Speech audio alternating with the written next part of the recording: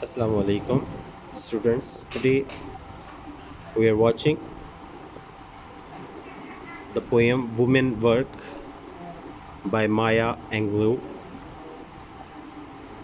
ये पोएम औरत की रोज़मर्रा की ज़िंदगी, उसमें मौजूद काम और उसमें मौजूद एक मसरूफ़ियत पर मबनी है। और इसमें ये दिखाने की कोशिश की गई है कि एक औरत अपनी रोज़मर्रा की रूटीन में किस किस तरह के काम करती है और किस तरह वो उन कामों से बोर हो जाती है, थक जाती है, और फिर जब वो थक जाती है तो उसके बाद वो क्या चाहती है। तो देखें, वुमेन वर्क यानी कि औरतों का काम। I have got the children to tend. मेरे पास बच्चे हैं। किस लिए? To tend. टेंड का मतलब होता है उनको दुरुस्त करना। मेरे पास बच्चे हैं दुरुस्त करने के लिए, यानी कि उनकी परवरिश करने के लिए। The clothes to mend. मेरे पास कपड़े हैं उनको सीधा करने के लिए। वो आपने पढ़ी होगी बचपन में, कॉबलर कॉबलर मेंड माई शू। मेंड का मतलब होता है उसको सही कर देना ना। मेरे पास कपड़े हैं दुरुस्त करने के लिए। द फ्लोर टू मोप। और मेरे पास फ़र्श है पोंछा लगाने के लिए, टाकी लगाने के लिए। The food to shop. और मुझे खुराक है ख़रीदने के लिए दुकान पर जाना। तो वो ये कह रही है ये कि मेरे पास पालने के लिए बच्चे हैं, सीधे करने के लिए मेरे पास कपड़े हैं, मुझे फ़र्श भी साफ़ करना है और मुझे दुकान से खाना भी लाना है। The chicken to fry. मुझे चिकन फ्राई करना है। The baby to dry. बच्चों को खुश्क करना है। I got company to feed. मेरे पास एक हजूम है, एक कंपनी है टू फीड, खाना खिलाने के लिए। The garden to weed. बाग में से मुझे जड़ी बूटियाँ उतारनी हैं। I have got the shirts to press. मेरे पास शर्ट्स हैं जिन्हें मैंने इस्त्री करना है। The tots to dress. और मेरे पास छोटे छोटे बच्चों के कपड़े हैं पहनाने के लिए। The cane to be cut. और मेरे पास छड़ियाँ हैं काटने के लिए। I got to clean up this hut. और मुझे इस घर को भी साफ़ करना है।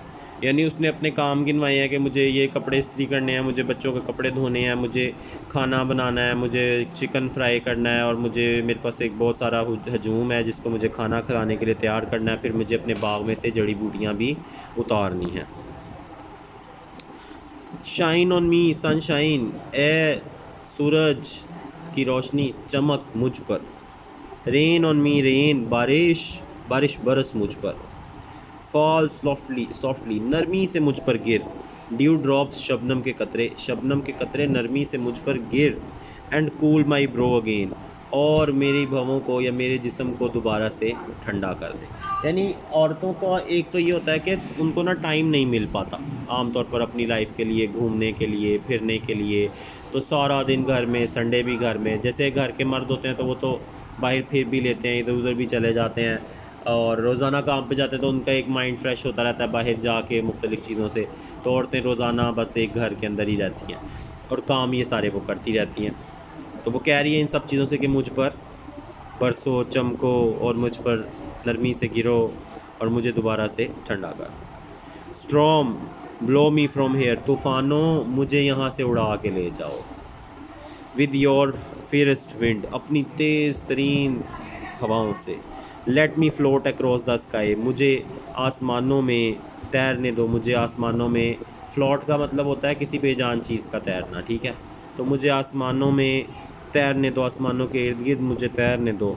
Till I can rest again. तब तक जब तक मैं दोबारा से आराम नहीं कर लेती, तब तक मुझे क्या करने दो, आसमानों में ही रहने दो। भाई मुझे नीचे फेंको ही मत, मैं थक गई हूँ काम कर करके, मुझे अब तुम लोग उड़ा ले जाओ। तूफ़ान की हवा मुझे यहाँ से उड़ा के ले जाओ, बस अब मैं थक गई हूँ। Fall gently snowflakes. बर्फ़ के छोटे छोटे हिस्सों मुझ पर नरमी से गिरो। Cover me with white. मुझे ढक दो सफ़ेद से। कोल्ड आइस आइसी किसेस। ठंडी बर्फीली किसेस तो बोसा कह सकते हैं। And let me rest tonight. और आज रात को मुझे आराम करने दो। भाई मैं बहुत थक गई हूँ, प्लीज़ मुझे आराम करने दो। अच्छा जी, सन रेन। सूरज, बारिश, कर्विंग स्काई और ये कर्व आसमान, मखरूती आसमान, माउंटेन पहाड़ियाँ, ओशन समंदर, लीफ पत्ते एंड स्टोन्स और पत्थर, स्टार शाइन तारों की चमक, मून ग्लो और सूरज की चमक, चांद की चमक, you are all that I can call my own. सिर्फ तुम ही हो जिन्हें मैं अपना कह सकती हूँ। तो देखें, एक औरत का आमतौर पर अपनी पूरी ज़िंदगी में कुछ नहीं होता। पहले वो माँ बाप के घर रहती है, माँ बाप के घर से शौहर के घर में चली जाती है, शौहर के घर से औलाद के घर में चली जाती है। तो ऑब्वियसली उसके 3 घर कह सकते हैं कि आप अगर इसको पॉजिटिव देखें तो पॉजिटिव आप ये कह सकते हैं कि एक औरत के 3 घर होते हैं, और अगर आप इसको नेगेटिव कहना चाहें तो आप ये कह सकते हैं कि औरत का कोई घर नहीं होता। जैसे मर्द का तो एक घर होता है ना, अपना ही उसका घर होता है, तो औरत का कोई घर नहीं होता। वो चाहे कोई भी मुआशरा हो, पहले माँ बाप के घर रहती है, फिर वो अपने शौहर के घर रहती है, फिर जब शौहर बूढ़ा हो जाता है या मर जाता है तो फिर वो अपनी औलाद के घर रहती है। तो यहाँ तक आपका आज का काम है, आप इसको ज़रूर करके लाइएगा। एक्सप्लेनेशंस वगैरह इसकी रेफरेंस कॉन्टेक्स्ट मिलते हैं कल नेक्स्ट लेक्चर में।